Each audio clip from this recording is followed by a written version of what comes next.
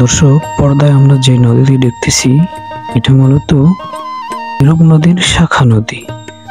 ভাটি অঞ্চলের মানুষগুলো ওপার থেকে এপারে আসছে রমজানের অগ্রিম বাজারের জন্য।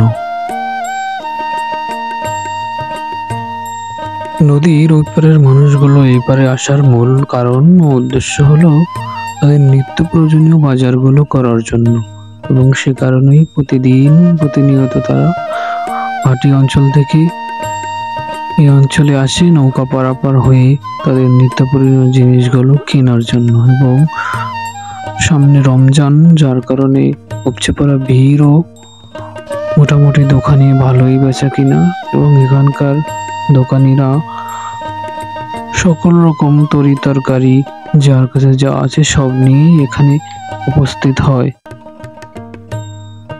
রমজান উপলক্ষে মানুষ যার সাধ্যে যতটুকু আছে সে অনুযায়ী বাজার করতেছে।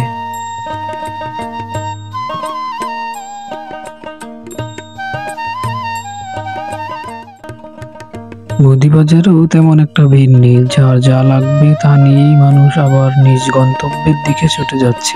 মাছের বাজারেও তেমন একটি ভিড় নেই। রমজান উপলক্ষে ক্রেতারা টুকটাক যার যা প্রয়োজন সেই অনুযায়ী মাছ কিনছে, এবং বিক্রেতারাও সানন্দে মাছ বিক্রি করছে রমজানের উপলক্ষে। সব বাড়তি ঝামেলা এড়াতে অনেকেই পাশ থেকে মাছ, মুরগি এসব কেটে নিচ্ছে, এবং যারা কেটে নিচ্ছে তারাও খুব স্বচ্ছন্দে কেটে দিচ্ছে টাকার বিনিময়ে।